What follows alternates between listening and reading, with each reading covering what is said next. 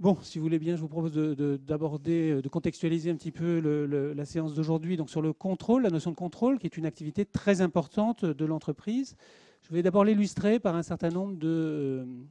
c'est bon pour toi? Oui. Un certain nombre d'images de contrôle, d'activités de contrôle. Premier exemple ici, c'est une entreprise qui fabrique des compteurs d'eau. Et donc, en sortie de chaîne de fabrication, on prélève certains compteurs, éventuellement tous les compteurs, on les met en pression et on vérifie l'étanchéité des compteurs, leur bon fonctionnement. Ça, il faut imaginer que pour quasiment toutes les activités industrielles qui produisent quelque chose, il y a une activité de contrôle similaire à celle-ci.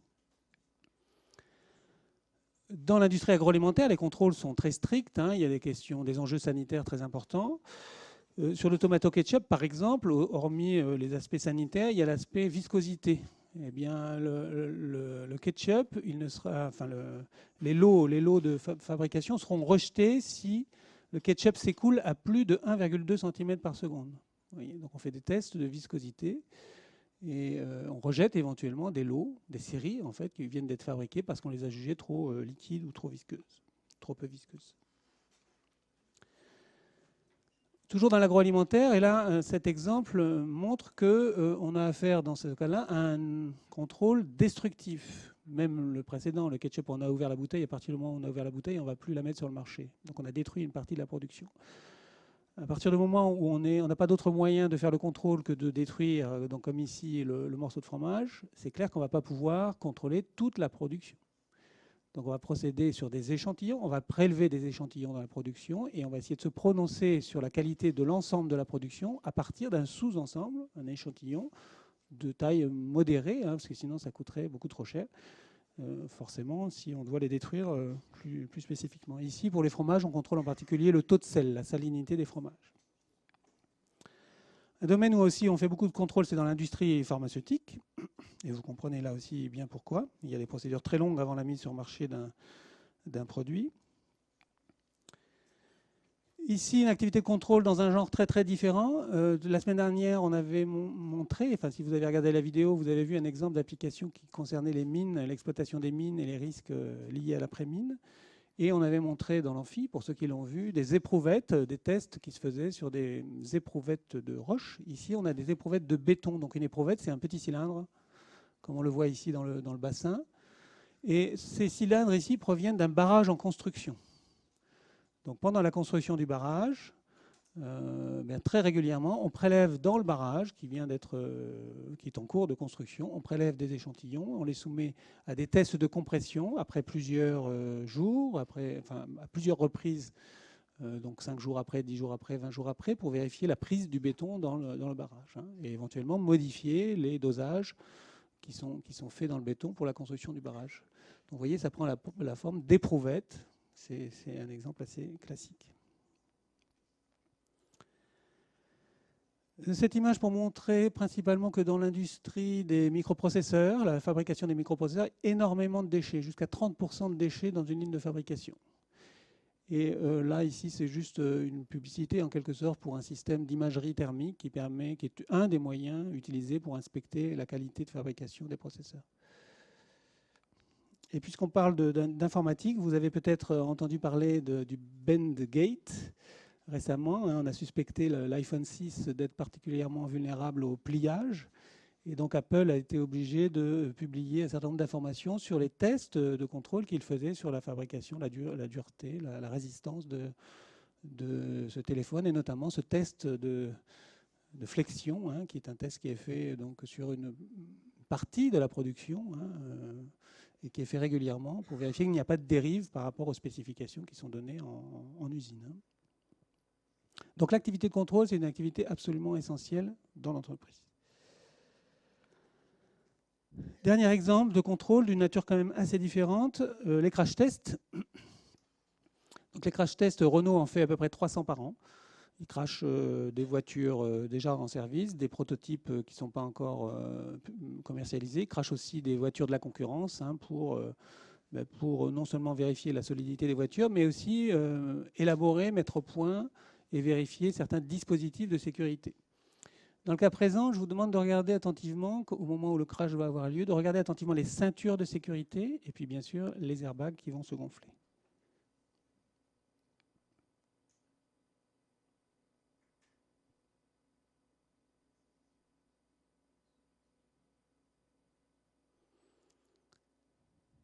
Alors là, on est au ralenti, hein, il faut bien se rendre compte que tout ça se passe à très grande vitesse. On a vu que les airbags avaient joué leur rôle, hein, ils se sont gonflés avant que la tête ne percute le tableau de bord. Et puis vous avez vu, les ceintures de sécurité, elles se sont tendues. Avant même que les airbags s'ouvrent, les ceintures de sécurité se sont tendues. Alors, ces ceintures de sécurité qui équipent maintenant quasiment toutes les voitures, ce sont des ceintures à prétenseurs. Et elles fonctionnent avec un dispositif pyrotechnique, comme les airbags d'ailleurs. Donc c'est un système de pétard, si vous voulez, à poudre, qui explose. Et en explosant, il génère un gaz qui va gonfler, donc pour l'airbag, qui va gonfler l'airbag. Et pour le dispositif pyrotechnique, qui va créer une pression et tendre la ceinture, de telle sorte que la ceinture soit en contact avec le corps parfaitement et réduise les flottements, si vous voulez, dans l'habitacle. Est-ce que vous avez une idée de la vitesse avec laquelle un airbag s'ouvre ? Alors peut-être en référence, un clignotement d'œil, c'est 100 millisecondes. 1/10 de seconde, vous clignez des yeux, ça dure 1/10 de seconde. Combien de temps s'ouvre un airbag ? 30 millisecondes, 3 fois plus vite qu'un clignotement d'œil. Ça se gonfle entièrement. Autrement dit, ça vous donne une sacrée claque. Hein, et souvent, les gens se plaignent de cette gifle, mais heureusement, ça les sauve quand même souvent. Donc, ils ne s'en plaignent pas plus que ça. Donc, 30 millisecondes pour gonfler. Le choc est rapide, hein, et le calculateur, pour décider de gonfler ou non l'airbag, parce que l'airbag ne se gonfle pas systématiquement, ça va dépendre de la violence du choc, de la nature du choc. Il y a des capteurs un peu partout dans la structure de la voiture. Le calculateur, il a 7 millisecondes pour décider. Donc le choc a commencé, on a vu dans l'image, le choc a commencé. Il y a des enregistrements permanents qui sont faits par des capteurs, et on décide ou non, le calculateur décide ou non d'ouvrir les airbags. Et des fois, il n'ouvre que l'airbag passager ou que l'airbag conducteur. S'il n'y a pas de passager, en général, l'airbag passager ne va pas s'ouvrir. Parce qu'il y a un capteur dans le siège du passager pour vérifier qu'il y a un airbag. Si la personne est corpulente ou petite, il y a des airbags à double enveloppe. Donc l'airbag se gonfle plus ou moins selon la taille de l'occupant. Et là aussi, c'est mesuré par l'éloignement du siège, hein, qui va nous dire si c'est un grand conducteur ou un petit. Bref, tout ça est assez sophistiqué. Alors, vous imaginez bien, Renault ne fabrique pas tout. Les grands constructeurs sont des assembleurs finalement. Ils fabriquent peut-être les moteurs et la carrosserie, mais ils font appel à beaucoup de fournisseurs, et c'est le cas pour les airbags. Donc les airbags ne sont pas fabriqués par Renault, ils sont fabriqués par un fournisseur. Et le fournisseur donc, fournit à Renault des lots d'airbags par milliers ou par dizaines de milliers, hein, qui vont être mis dans les voitures. Il faut bien vérifier la qualité de ces airbags. Or, pour vérifier la qualité de ces airbags, eh bien, il faut les déclencher. Donc déjà, ça va être un contrôle destructif. Donc il sera hors de question de contrôler tous les airbags qu'on reçoit. Et en l'occurrence, ici, on peut faire deux types de tests. Soit on les déclenche pour vérifier qu'ils se déclenchent, et on dira qu'on a affaire à un test qualitatif, ça marche ou ça ne marche pas. Soit on peut s'intéresser justement à la durée avec laquelle il se déclenche, parce que s'il est trop lent, ça ne jouera pas le rôle que ça doit jouer. Donc on va pouvoir éventuellement déclencher et mesurer le temps et étudier cette variable qui est la durée de gonflage de l'airbag. Et donc en fonction de la durée qu'on a observée sur un échantillon, eh bien, on va essayer de dire des choses sur la population. Alors, on vient de le dire, l'enjeu du contrôle, c'est de partir d'un échantillon sur lequel on a observé un certain nombre d'articles défectueux. Donc quelques airbags sur une centaine qui ont été échantillonnés, quelques-uns sont défectueux ou ne répondent pas aux spécifications. Et l'enjeu donc, du contrôle, c'est d'à partir de cet échantillon, dire des choses sur la population tout entière. Quelle est la proportion de déchets dans les 10 000 airbags que je viens de recevoir, compte tenu du fait que j'en ai observé 2 défectueux sur les 100 que j'ai testés. Et on imagine bien que cette opération, qui consiste à aller du particulier au général, c'est une opération assez délicate. Alors c'est une opération qu'on fait aussi dans les sondages. Quand la Sofres fait un sondage, ce n'est pas le résultat des 1000 personnes, pour qui vont voter les 1000 personnes qui comptent, hein, même si le sondage on le fait sur 1000 personnes, ce n'est pas ça qui compte, c'est que vont voter les 42 millions de personnes. Et donc à partir des 1000 personnes qui ont répondu au questionnaire, ou à la question, eh bien, on va pouvoir dire des choses sur les 42 millions d'électeurs. Est-ce qu'ils vont voter pour M. Durand ou M. Dupont ? Et donc on voit bien qu'on passe de quelque chose de particulier à quelque chose de général. Et ça, c'est une opération très délicate qu'on appelle l'inférence. On infère sur la population une propriété qu'on va estimer à partir de notre échantillon. Opération délicate parce que vous n'avez pas l'habitude de raisonner comme ça. En général, vous avez raisonné à l'inverse, c'est-à-dire vous avez une propriété générale, vous en déduisez cette propriété pour un sous-ensemble particulier. Vous avez l'habitude de raisonner par syllogisme. Vous connaissez le fameux syllogisme d'Aristote. Tous les hommes sont mortels, Socrate est un homme, donc Socrate est mortel. Exemple classique de syllogisme. Ici, le danger, c'est de dire, comme Ionesco dans le Rhinocéros, je ne sais pas si vous avez lu cette pièce formidable, tous les chats sont mortels, Socrate est mortel, donc Socrate est un chat.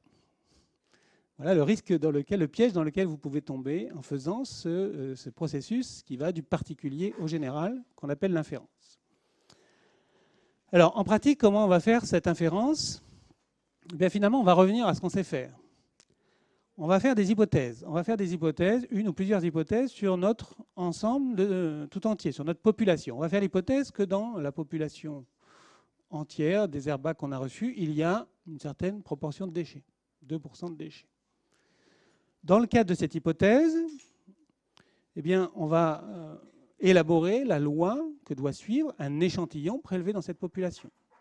Et la première loi que vous avez déjà rencontrée, l'exemple simple ici, c'est l'exemple de la loi binomiale. Si vous avez une urne qui contient 10% de boules rouges, qui contient 10 000 boules avec 10% de boules rouges, et que vous prélevez 100 boules dans cette urne, vous savez quelle loi on utilise pour déterminer la probabilité d'avoir sur mes 100 boules une boule rouge, 2 boules rouges, 3 boules rouges. Et cette loi, c'est quelle loi qui vous dit ça, qui vous donne ces probabilités-là? Une loi qu'on a vue.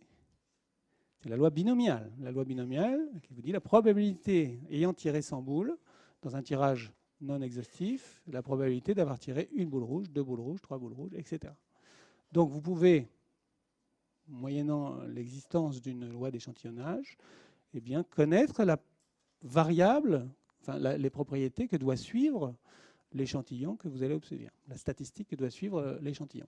Et en fonction de ce que vous allez obtenir, en fonction de la valeur de petit k que vous allez observer, eh bien, vous allez vérifier si ce petit k peut effectivement être une réalisation de la variable grand K. La variable grand K, elle va être élaborée à partir de l'hypothèse que vous avez faite au départ, à partir de la connaissance de pi0 ici. Vous en déduisez la valeur de grand K, enfin la variable aléatoire grand K, et vous allez vérifier si le petit k que vous observez est compatible avec cette statistique-là. Et si ce n'est pas le cas, eh bien, vous remettrez en cause votre hypothèse et vous en choisirez une autre, vous en testerez une autre. C'est ça, en gros, le processus qu'on va suivre, mais on verra comment on va le faire. Et donc ça, c'est un processus qu'on appelle l'échantillonnage. Okay.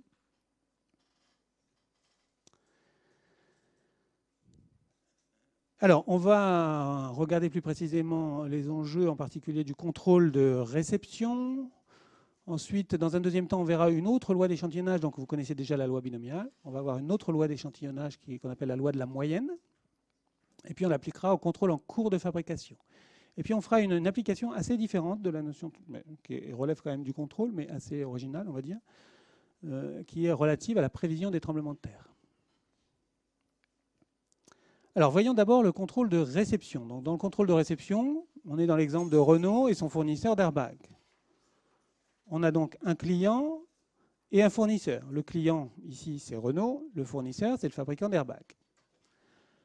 Chacun a une attitude de départ qui est celle-ci. Pour le client, je ne veux aucun lot qui contient des déchets.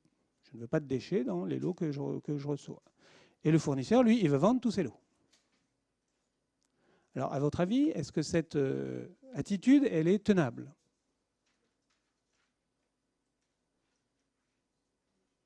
Est-ce qu'on peut s'en tenir là et négocier un contrat sur cette base-là? Si elle n'est pas tenable, pourquoi? Oui?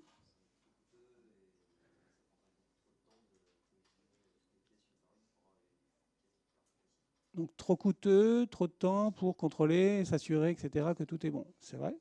Ça, c'est un point essentiel. Oui?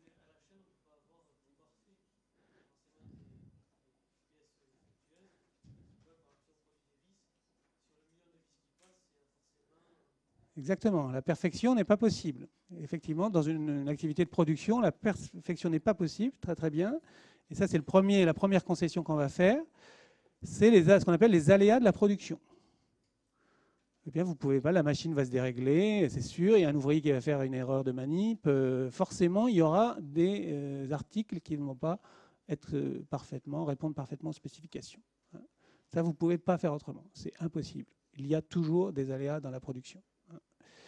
Donc, comment ça va se transformer pour le client et pour le fournisseur, qui sont tous les deux conscients qu'il y a des aléas de production? Eh bien, pour le client, il va dire, OK, il y a des aléas, je suis d'accord, donc je ne veux aucun lot qui contiendrait plus qu'une certaine proportion pi0 de déchets, jugé bien sûr faible, choisi faible au départ, c'est évident. Et le fournisseur, lui, il dit, OK, pi0, je peux faire, je peux même faire mieux. Et si je fais mieux, et notamment pi1 déchets, je voudrais bien que tous ces lots-là soient vendus. Donc je veux vendre tous les lots qui contiendraient moins de pi1 déchets, pi1 étant ici nécessairement inférieur à pi0. Okay, mais ça ne suffit pas. Ça ne suffit pas parce que, comme l'a dit la première personne là, qui a fait une proposition, comment vérifier si tous les lots contiennent plus ou moins pi0 déchets? Eh bien, il faut les contrôler. Or, on a vu, dans certains cas, le contrôle est destructif. Donc on ne peut pas tout contrôler. On est obligé de contrôler uniquement des échantillons et se prononcer sur la population. Et ça va générer une source d'incertitude, si vous voulez, un aléa, un deuxième aléa, qu'on appelle les aléas de l'échantillonnage. Du fait que vous ne raisonnez que sur un échantillon, vous ne pouvez pas caractériser parfaitement la population. Vous pourrez dire des choses sur la population, que la proportion de déchets dans la population, ça va être entre ça et ça. En gros, c'est ça qu'on va dire. Donc il va y avoir une certaine marge de manœuvre, une certaine variabilité. Et donc ça va se traduire pour le client dans cette formulation. Je veux que la probabilité d'accepter un lot qui contiendrait plus que pi0 déchets, pi0 étant la limite, si c'est plus, c'est pas bon, eh bien la probabilité d'en accepter un mauvais soit inférieure à bêta. Okay. Par exemple, dans son échantillon, il va observer une proportion de déchets inférieure à pi0. Mais comme l'échantillon, il n'est pas sûr, du fait des aléas de l'échantillonnage, peut-être que l'échantillon ne représente pas parfaitement bien la population. Et que pour la population, la proportion est quand même plus faible, plus forte que pi0. Même si dans notre échantillon, c'est moins que pi0. Donc je l'accepte, mais j'ai quand même une certaine probabilité que ce ne soit pas bon.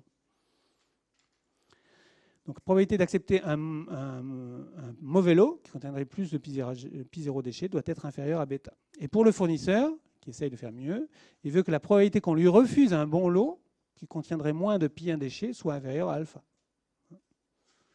Il se peut que dans un bon lot, on prélève un échantillon qui donne une proportion de déchets supérieure à pi1 et qui nous donne l'impression que ce lot est mauvais. Alors qu'en fait, il est peut-être bon. C'est lié simplement aux aléas de l'échantillonnage. On est tombé sur un échantillon mauvais. Mais ce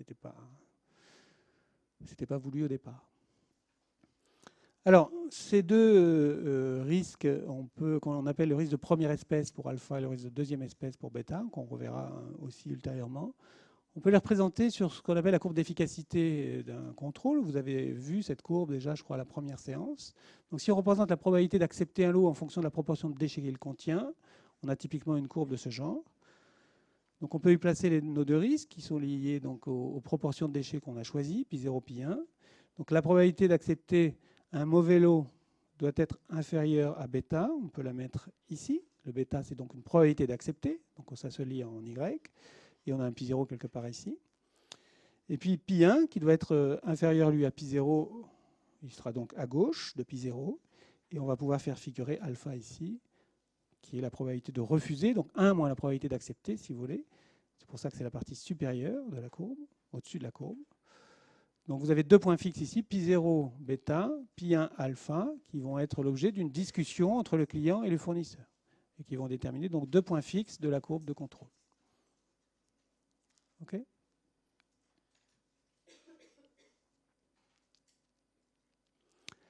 Alors, voyons, avant de continuer, une autre loi d'échantillonnage, qui est la loi de la moyenne. La loi de la moyenne, qui a été élaborée par un célèbre statisticien qui s'appelle William Gosset, qui travaillait à la Guinness, les brasseries Guinness. Vous connaissez ça, certainement, les brasseries Guinness. Donc, début du siècle, début du XXe siècle, fin du XIXe. Donc, Gosset travaillait à la Guinness, c'était un agronome de formation. Et à un moment donné, il prend une espèce de congé sabbatique pour aller travailler à Londres, dans le laboratoire de Carl Pearson, dont on reparlera un peu plus tard, dans un laboratoire qui s'appelle le Galton Eugenics Laboratory. Galton, on a vu l'anamorphose galtonienne. Vous voyez le monde des statisticiens.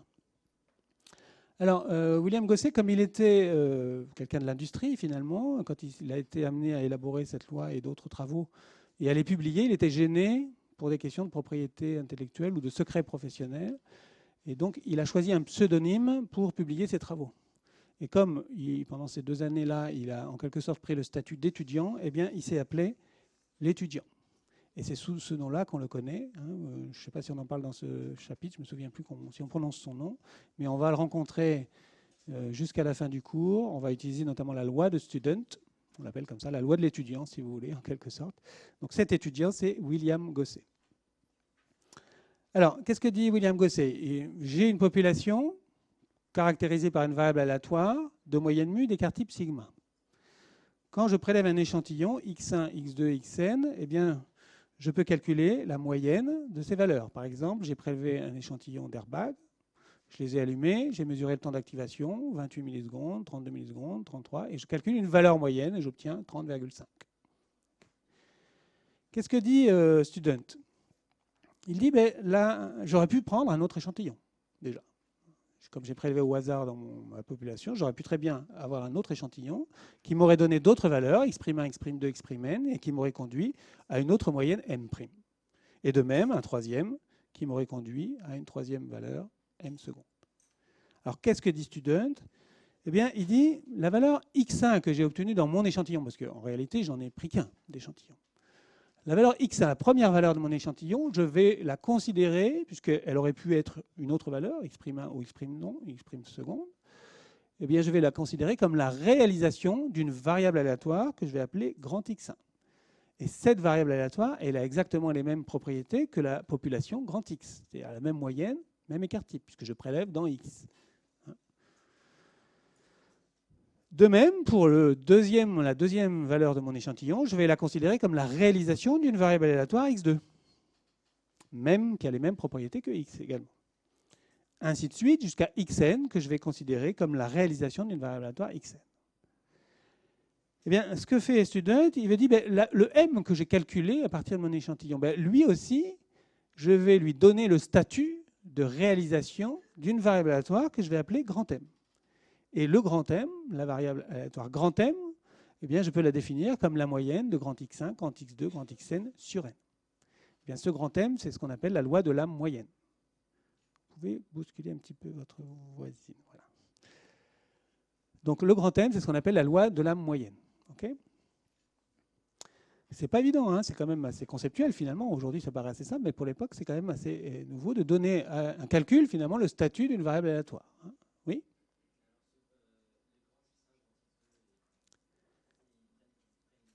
Ils ont tous, ce sont des variables aléatoires, donc on les décrit ici par leur moyenne et leur écart type. Ils ont tous la moyenne mu et tous l'écart type sigma. Ils ont tous exactement les mêmes propriétés que x, puisque chacun a été prélevé dans x en réalité. Hein.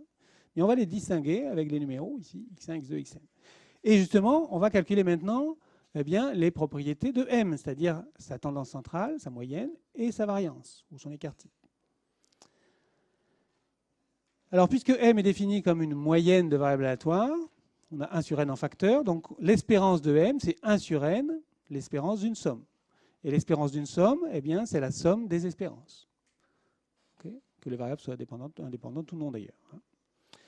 Et comme chacun a la même espérance qui est mu, eh bien, on obtient 1 sur n, n fois mu. La somme des espérances de x1, x2, x3, xn, eh bien, c'est mu plus mu plus mu plus mu n fois. Et donc, au final, l'espérance de m, c'est mu. C'est la même valeur que pour x. Maintenant, variance de m, eh bien, algèbre de la variance, 1 sur n carré. Variance d'une somme, eh bien, la variance d'une somme, si les variables sont indépendantes, c'est la somme des variances. Alors, les variables sont-elles indépendantes? x1, x2, xn sont-elles indépendantes? Ben oui, absolument oui. Vous prélevez un article dans une population, puis ensuite vous en prélevez un autre, eh bien, le résultat que vous avez est complètement indépendant du premier, surtout si vous remettez le premier dans la population. Okay, donc elles sont indépendantes. Donc, somme des variances, eh bien, vous avez donc n fois la variance de chacun, puisqu'ils sont tous la même variance qui est sigma 2. Et au final, on arrive pour la variance de m à sigma 2 sur n.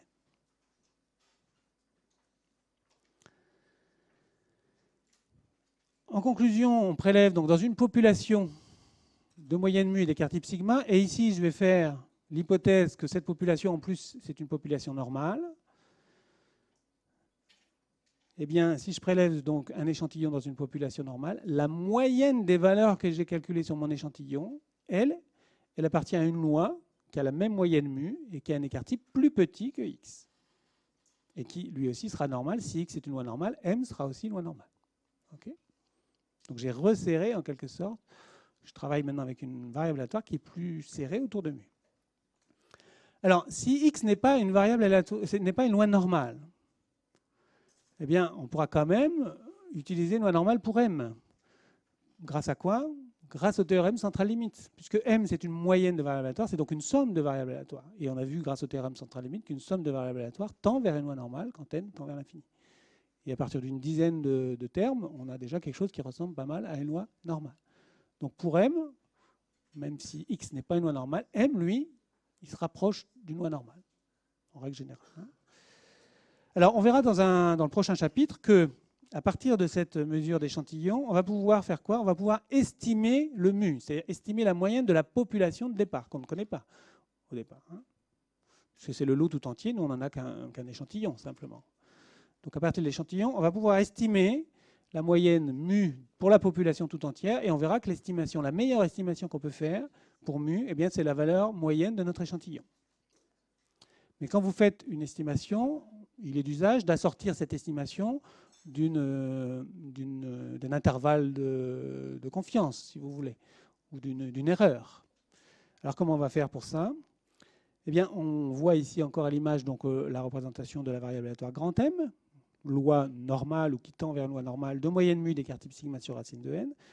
Donc, une réalisation de M, eh bien, elle a toutes les chances, et elle a même 95 chances sur 100, de tomber dans l'intervalle mu moins 1,96 fois l'écart type, mu plus 1,96 fois l'écart type. Vous vous souvenez de la valeur remarquable 1,96 qui correspond à une probabilité de 95%.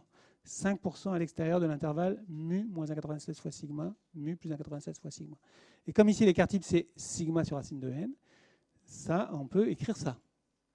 Et de cet intervalle-là, ou de cette double inégalité-là, eh bien, on peut déduire une double inégalité pour mu.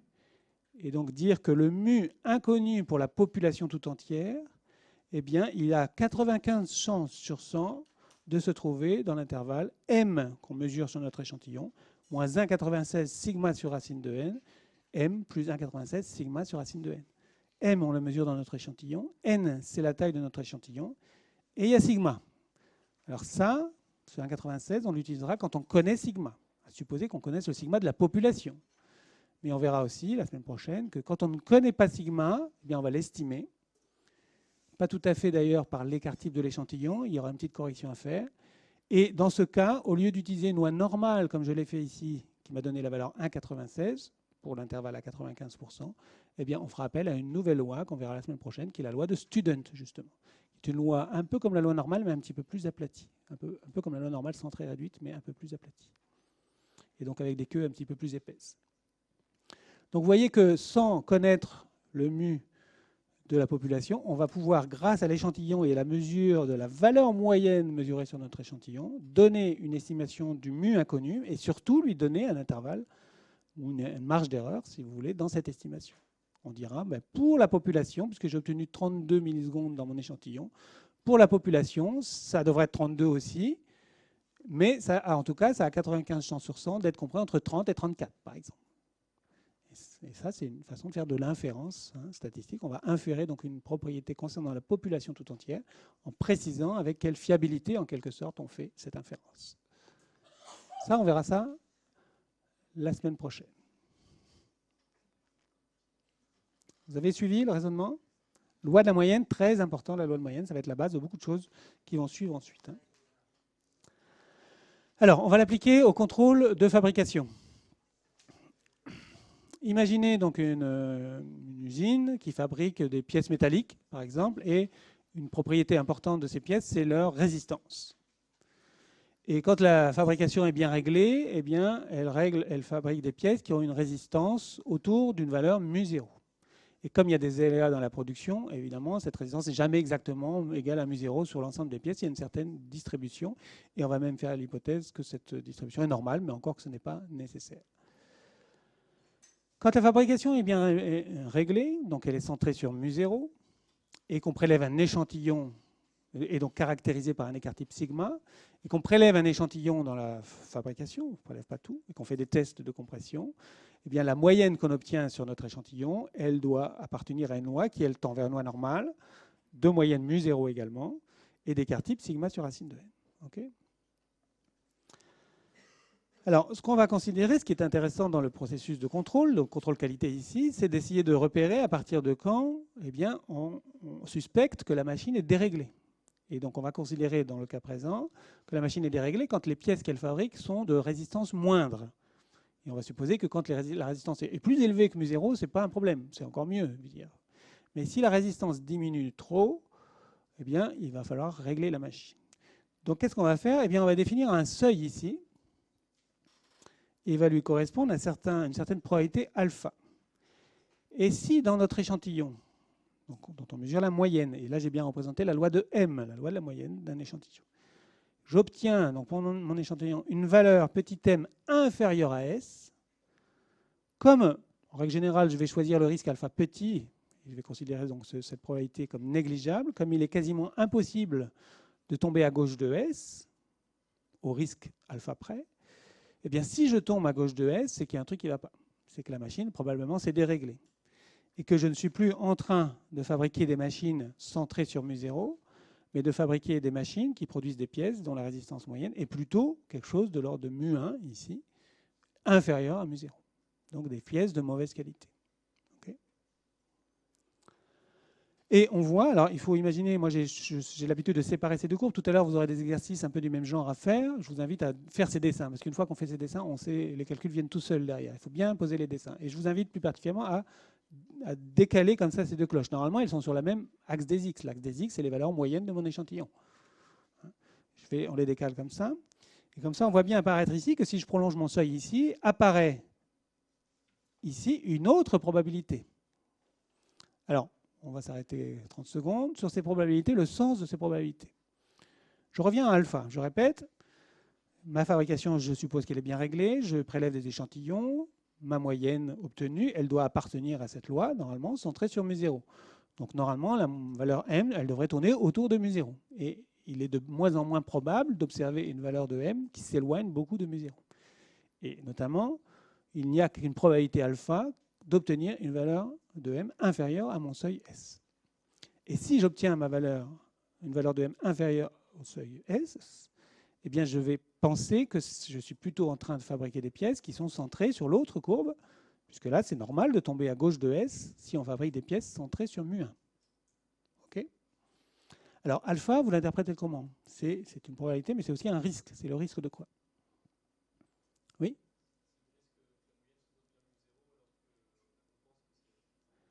Oui, et concrètement, en pratique, ça veut dire quoi?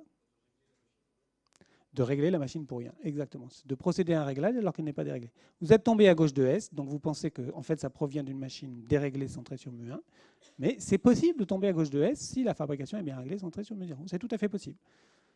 Mais la probabilité est faible, alpha. Okay. Moi, je tombe à gauche de S, il faut bien que je décide de dire, bah là, je suis trop loin de mu0, je vais considérer qu'elle est déréglée, mais en fait, elle est peut-être réglée, elle est peut-être bien réglée. Donc, vous réglez la machine pour rien. Vous arrêtez le procédé de fabrication, vous arrêtez les chaînes, vous faites un huilage, un réglage, etc. et vous redémarrez. Ça coûte de l'argent. Maintenant, bêta. Bêta, c'est quoi cette probabilité bêta? C'est aussi un risque.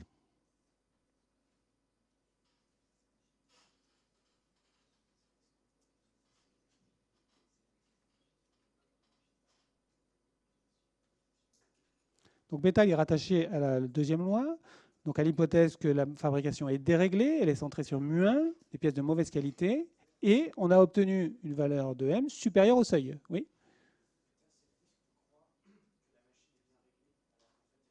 Exactement. Hein, vous placez dans le cas de la machine déréglée, elle fabrique des pièces de mauvaise qualité, centrées sur mu1. Vous tombez à droite du seuil, donc dans la zone de bêta. Donc quand vous tombez à droite du seuil, vous pensez que vous êtes dans le cas du haut. Vous pensez que ça provient d'une loi centrée sur mu0, celle que j'ai représentée en haut, ce qui est normal. Si elle est fabrication bien réglée, c'est normal de tomber à droite du seuil. Or, peut-être qu'elle est déréglée. Normalement, il y a une probabilité faible de dépasser le seuil si la fabrication est déréglée, mais c'est possible, et la probabilité, c'est bêta. Et donc là aussi, ça va présenter un coût Pourquoi? Parce que vous ne réglez pas la machine, vous pensez qu'elle est bien réglée alors qu'elle est déréglée. Donc l'échantillon, vous ne l'avez pas vu dans l'échantillon, mais dans la population, c'est sûr, elle est déréglée. Donc vous mettez sur le marché des pièces de mauvaise qualité. Et donc vous avez un retour client, etc. Ça coûte de l'argent. Alors si on résume un peu tout ça, les paramètres qu'on a ici devant nous, on a quoi? Sigma d'abord. Sigma, la variabilité de la fabrication. Ça caractérise la précision de vos machines, en quelque sorte. Si vous avez des machines très modernes, très précises, etc., vous aurez très peu de dispersion autour de la valeur de spécification. Si au contraire, les machines sont un peu usées, eh bien, vous aurez une grande valeur. Donc ça intervient dans le contrôle, bien sûr. mu0 et mu1, ce sont des critères. Donc sigma, c'est un critère technique. mu0, mu1, c'est critères à la fois technique et économique. mu0, mu1, mu0, c'est la résistance que je veux obtenir pour répondre à mes spécifications. Et si je descends en dessous de mu1, c'est pas bon pour ma clientèle ou bien pour mes clients. Donc il y a une dimension technique, on a défini ces valeurs pour des raisons techniques, et puis ça a un impact aussi économique. Alpha, bêta, on vient de voir à l'instant que ce sont des critères principalement économiques. Dans le premier cas, alpha, vous procédez à un réglage de la machine alors qu'elle n'est pas déréglée, vous arrêtez la production, vous prenez de retard, etc. Dans le deuxième cas, vous tombez à droite du seuil, vous pensez qu'elle est bien réglée alors qu'elle est déréglée, donc vous avez quand même mis sur le marché des produits de mauvaise qualité, mauvaise image de marque, etc. Et il vous reste donc deux paramètres, N et sigma. N, c'est la taille de l'échantillon que je vais prélever dans ma chaîne de fabrication, et S, c'est le seuil que je vais définir. Et ces deux paramètres définissent donc justement, c'est ce qu'on appelle les paramètres du contrôle statistique. C'est-à-dire décider d'un contrôle à réaliser, c'est décider quelle est la taille de l'échantillon que je vais prendre et quel est le seuil à partir duquel je vais comparer la moyenne que je vais mesurer sur mon échantillon. Une fois que vous avez ça, vous avez votre règle de contrôle. Donc le principe, c'est quoi? Une fois qu'on a défini cette règle, bien, on prélève n articles, on calcule la moyenne sur nos n articles, et donc on fait référence à la loi de la moyenne. On se fixe un seuil, c'est le deuxième élément de la règle de contrôle. Si j'obtiens une moyenne supérieure à mon seuil, eh bien, je laisse la fabrication se poursuivre, en assumant un risque que la fabrication est déréglée, mais je ne l'ai pas vu dans mon échantillon. Et puis si M tombe à gauche de mon seuil, je règle la machine en assumant le risque que la machine n'était pas déréglée en fait, mais je ne l'ai pas vu dans mon échantillon, qui m'a donné une valeur trop faible. Okay. Donc exercer une activité de contrôle, c'est ça, définir M et S, et puis appliquer ce processus d'évaluation. Okay. Alors, on va l'appliquer à un contexte un petit peu différent. On va l'appliquer à la prévision des tremblements de terre, en particulier des gros tremblements de terre. Alors, quelques images d'abord pour situer ce qu'on appelle gros tremblements de terre. Dans les grands tremblements de terre récents, on a Kobe, par exemple, Kobe 1995, c'est un tremblement de terre de magnitude 7,2. La secousse a duré 20 secondes et elle a été provoquée par un déplacement d'1,50 m le long d'une faille. Secousse qui était un peu atypique dans la région de Kobe. On ne s'attendait pas à ce genre de secousse, donc il y a eu des dégâts très importants et plusieurs milliers de morts. Izmit, 99 en Turquie, 7,6 sur l'échelle de Richter, 37 secondes, un déplacement de 5 mètres le long d'une faille, 17 000 morts, c'est le chiffre officiel. On estime plutôt à 40 000 morts, en fait, le nombre de personnes, enfin morts et disparus, des suites de ce tremblement de terre. Et ici, une image remarquable de ce tremblement de terre d'Izmit. Vous voyez que la présence d'une faille ici traversant la voie ferrée a entraîné un déplacement considérable de la voie ferrée. Il ne fallait même pas se trouver dans le train au moment où le tremblement de terre passait, où le train passait à cet endroit-là. Plus récemment encore, le tremblement de terre d'Haïti, ça je pense que vous l'avez en tête, 7 sur l'échelle de Richter, 2 minutes 30, c'est quand même une secousse assez longue. 2 mètres de déplacement, 230 000 morts. Donc là, un nombre de victimes très très considérable. Et puis le dernier, le tremblement de terre de Tohoku, 2011, au Japon. 9 sur l'échelle de Richter, c'est l'un des plus forts, si ce n'est le plus fort tremblement de terre jamais enregistré au Japon. 2 minutes à 3 minutes de secousse, précédé par plusieurs séismes de magnitude 6,7 et suivi par plusieurs dizaines de séismes de magnitude 6,7. Toute l'île du Japon s'est déplacée de 2,40 mètres quand même. Et il y a eu 18 000 morts. Alors 18 000 morts, pas tant du tremblement de terre lui-même, puisqu'on impute 90% de ces morts au tsunami dont vous avez forcément entendu parler. Tohoku, ça ne dit pas forcément grand-chose, mais par contre Fukushima, ça vous parle. Et donc Fukushima, c'est le résultat de ce tremblement de terre et du tsunami qui a suivi ce tremblement de terre. Bon, donc vous voyez, si on avait des outils, des moyens pour prévoir l'imminence d'un fort tremblement de terre, ça serait vachement bien. Et donc il y a des gens, des chercheurs, qui s'intéressent à cette question.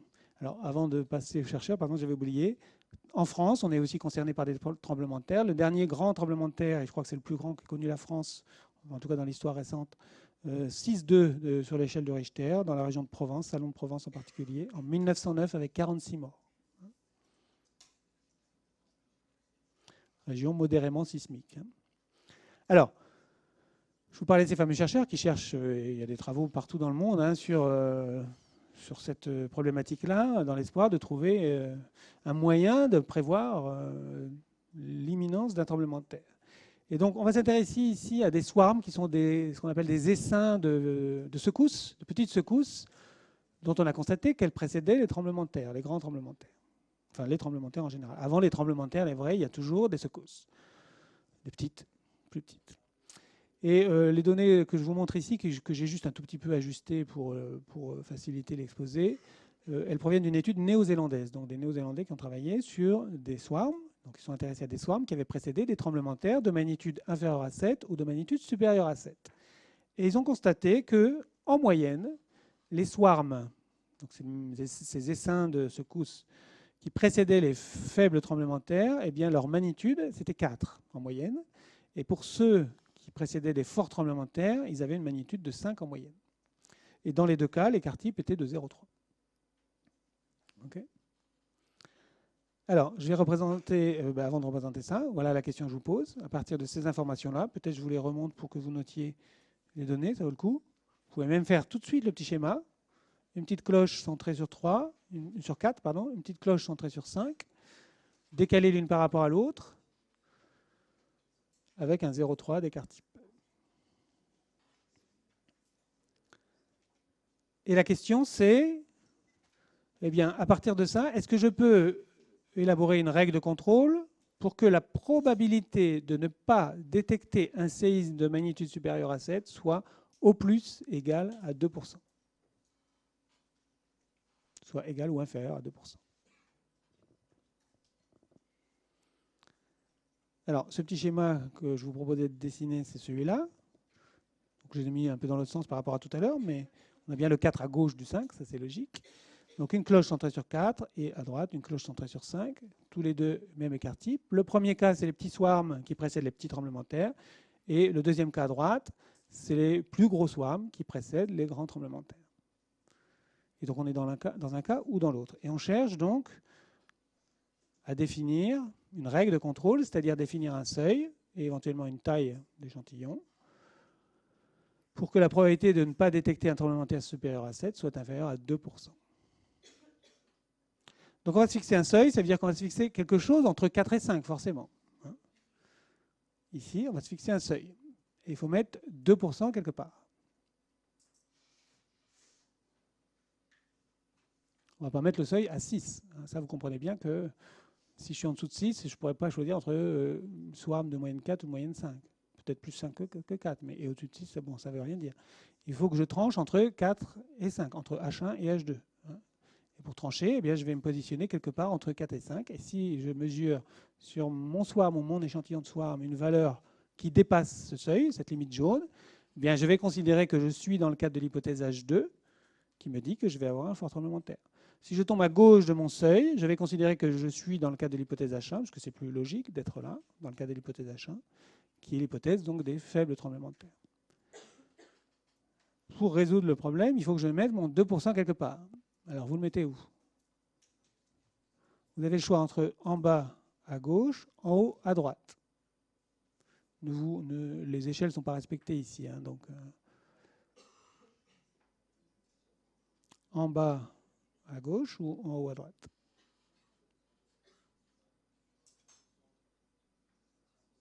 C'est exactement la même chose que le contrôle de fabrication qu'on a vu tout à l'heure.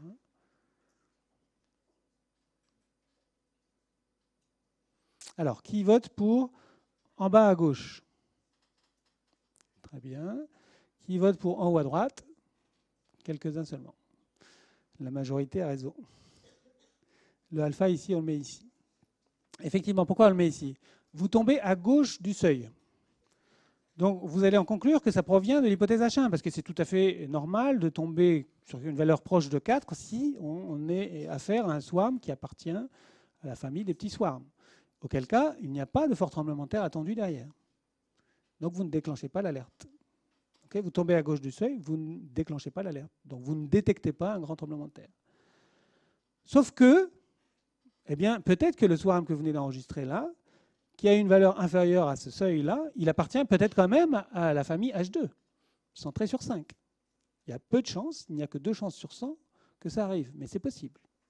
Okay, donc vous tombez à gauche du seuil, vous concluez qu'il n'y a pas de tremblement de terre, vous ne déclenchez pas l'alerte, mais il y a quand même une probabilité pour que le tremblement de terre arrive. Donc il y avait une probabilité de ne pas détecter un fort tremblement de terre, et cette probabilité, ici, on la fixe à 2%.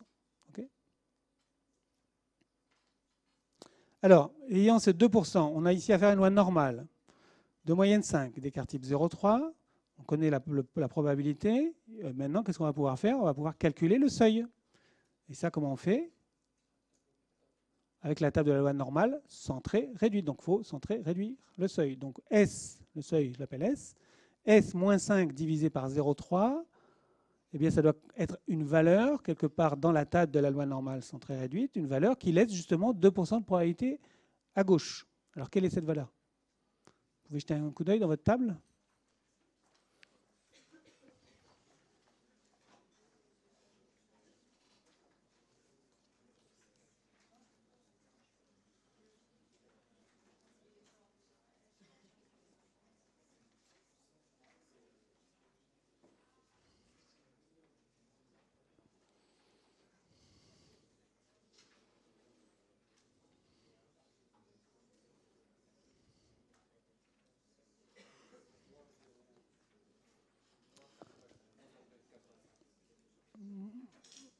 Moins? Non. Alors, déjà, c'est une valeur négative, puisqu'on est à gauche de la moyenne. Hein, la table ne vous donne que des valeurs positives. Hein. Donc, vous allez chercher dans la table la valeur qui laisse 2% de probabilité à droite, qui est le symétrique de celle-là. Et celle qui laisse 2% de probabilité à droite, et pour la lire, il faut chercher la valeur combien dans la table? Il faut chercher la valeur 98%. En fait, donc c'est la valeur qui laisse 98% de probabilité à gauche. Et ça correspond au schéma de la table, le petit schéma, la petite légende de la table. Donc là, vous cherchez 0,98 quelque part dans la table. Et donc, vous avez dans la table 2,05, je crois, dans la table. Et donc là, c'est le symétrique qu'il faut prendre à gauche, moins 2,05. Donc à ce 2% correspond une valeur de U dans la table de moins 2,05. Et donc ce moins 2,05, c'est S moins 5 divisé par 0,3. On en déduit la valeur de S qui est 5 moins 2,05 fois 0,3 et on obtient 4,38. OK ?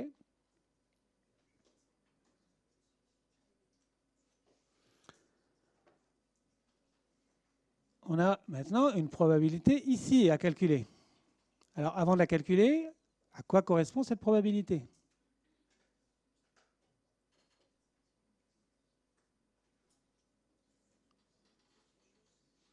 Donc elle est attachée à l'hypothèse H1, à l'hypothèse des petits swarms, et elle correspond au cas, à la zone en tout cas, où, bien qu'on soit dans le cas des petits swarms, on a obtenu dans notre échantillon une valeur qui dépassait 4,38 et qui nous a laissé penser qu'on était plutôt dans la famille H2, alors qu'on est dans la famille H1.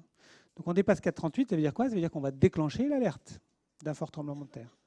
Or, on peut dépasser 4,38 dans le cadre de l'hypothèse H1 ici, qui est celle des petits tremblements de terre. Donc ça veut dire quoi? Ça veut dire qu'on a fait évacuer les personnes pour rien. Donc c'est la probabilité d'évacuer les gens alors qu'il n'y aura pas de fort tremblement de terre. Et ça, c'est assez gênant. Je vais l'illustrer dans un instant. Calculons d'abord bêta. Maintenant qu'on connaît le seuil, on va pouvoir calculer bêta. 4,38 moins 4 divisé par 0,3. Je centre et je réduis. Je centre, j'enlève la moyenne, je divise par l'écart type. J'obtiens une valeur qui correspond à une loi normale centrée réduite, 1,28.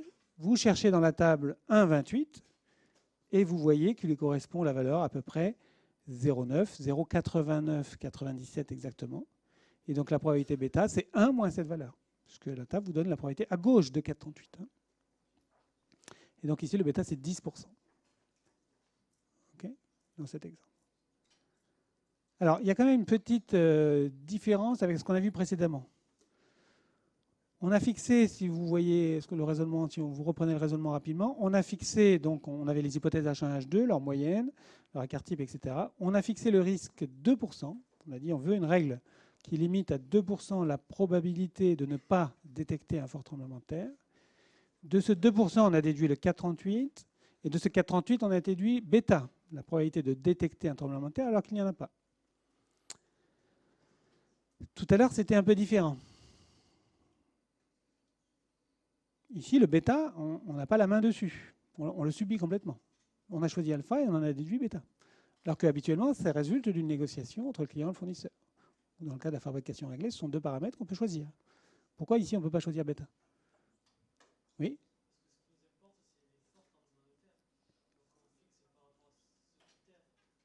Pas tout à fait. On aurait pu, si on avait procédé autrement, on aurait pu choisir aussi bêta.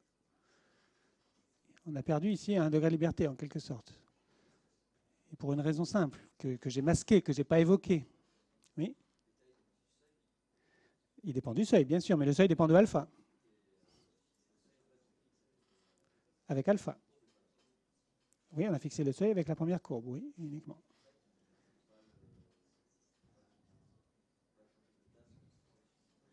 Oui, mais ce n'est pas le cas général. D'habitude, on peut jouer.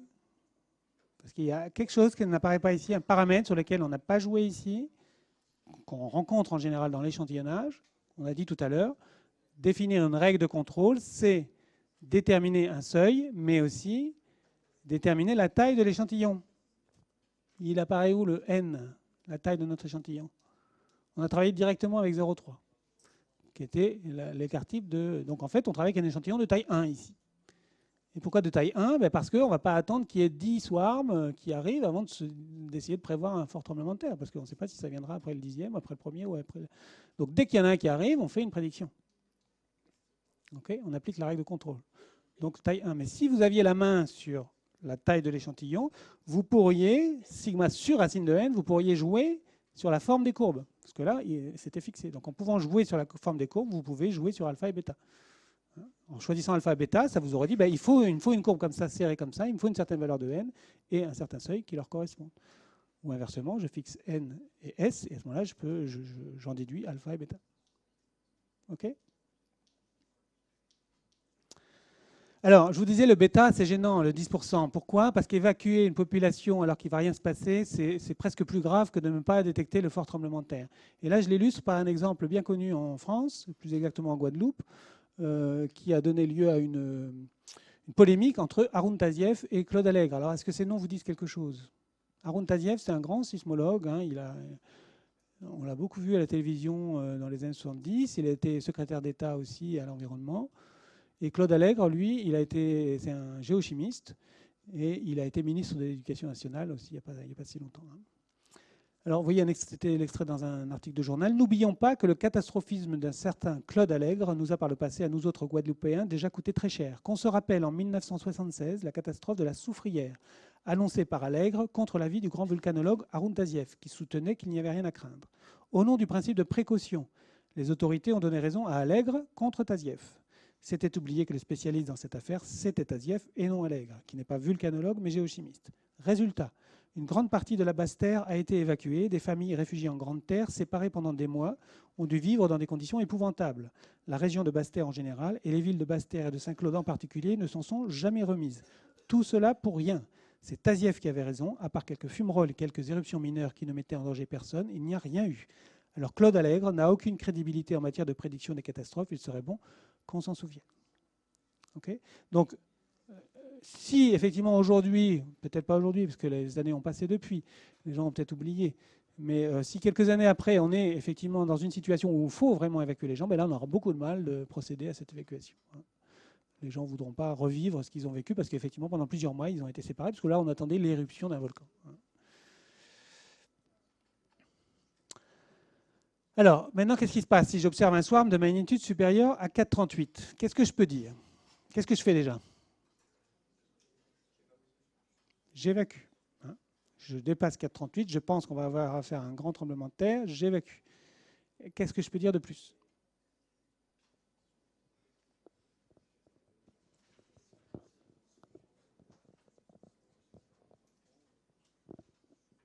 Est-ce que je peux raisonner avec quelque chose de plus, d'informations supplémentaires? Le risque d'évacuer pour rien, c'est-à-dire?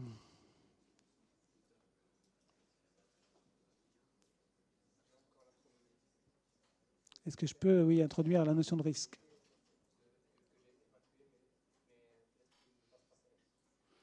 Oui, alors est-ce que je peux donner un chiffre? Oui.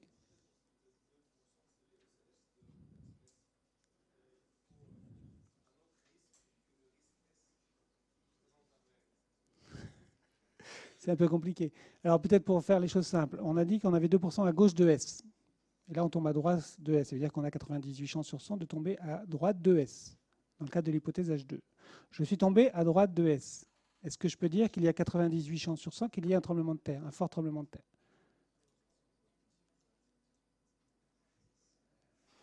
Non, je ne peux pas dire. Je ne peux dire cela que si je sais que je suis dans le cas de l'hypothèse H2. Dans le cas de l'hypothèse H2, j'ai 98 chances sur 100 de dépasser le seuil. Donc 98 chances sur 100 de dépasser le seuil. C'est tout. Je ne peux pas dire plus. Et qu'est-ce qu'on peut dire? Rien de plus, sauf que après plusieurs années, voire millions d'années d'application de cette règle, eh bien, on pourra avoir constaté que dans 2% des cas, eh bien, j'ai évacué les gens pour rien, et dans 10% des cas, non, c'est l'inverse, dans 2% des cas, je n'ai pas détecté un fort tremblement de terre, et dans 10% des cas, j'ai évacué les gens pour rien. C'est tout ce qu'on peut dire.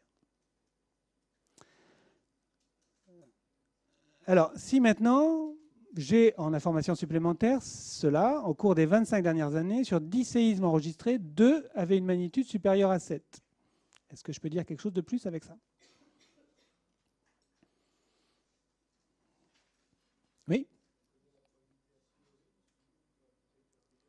Exactement. Probabilité a priori, c'est quoi ici? A priori, avant même qu'il se passe quoi que ce soit, je sais que sur 10 séismes, 2 avaient une magnitude supérieure à 7. Donc en gros, j'ai 2 chances sur 10 d'avoir un séisme de magnitude supérieure à 7. Ça, c'est la sismicité historique. Ça veut dire que la probabilité de se trouver dans le cadre de l'hypothèse H2, celle des gros tremblements de terre, donc il va générer des swarms de moyenne 5, elle est de 0,2, 2 sur 10. Et donc l'hypothèse H1, elle, c'est 8 sur 10. Ça, c'est une connaissance a priori due à l'existence d'une distribution observée dans le passé. Eh bien, à partir de la connaissance de probabilité a priori, eh bien, je vais pouvoir effectivement calculer une probabilité a posteriori. C'est-à-dire quelle est la probabilité d'observer H2, donc d'avoir un grand tremblement de terre, sachant que X a dépassé mon seuil. Moi, ce que je connais, c'est l'inverse, c'est la conditionnelle. Je sais calculer la probabilité que X dépasse le seuil si je suis, sachant que c'est l'hypothèse H2. Et ça, on a vu que c'était 98%. Maintenant, il s'agit de dire quelle est la probabilité que la cause soit H2, si vous voulez, sachant que je dépassais mon seuil. Eh bien, on applique effectivement la formule de Béz. Probabilité a priori de la cause H2 fois probabilité conditionnelle de dépasser le seuil sachant H2. Et au dénominateur, on retrouve ce produit-là. Et ensuite, le deuxième terme du dénominateur, c'est pour l'autre situation, l'autre cause, probabilité a priori de H1 fois probabilité de dépasser le seuil sachant H1. Et on connaît toutes ces probabilités. P2H2, P2H1, elles sont affichées juste au-dessus. P2X dépassant le seuil sachant H2, probabilité de dépasser le seuil si c'est H2, on avait vu que c'était 98%. Probabilité que X dépasse le seuil sachant H1, on avait vu que c'était bêta, 10%. Okay. Donc j'ai tous les éléments pour calculer. Et cette fois-ci, je peux dire, compte tenu de la connaissance a priori que j'ai de la sismicité dans la région, eh bien, ayant dépassé le seuil S, je veux dire que la probabilité d'observer un fort tremblement de terre est de 71%. Alors, est-ce que ça suffit maintenant pour déclencher l'évacuation? Ça, c'est plus une question de décision politique qu'une question scientifique.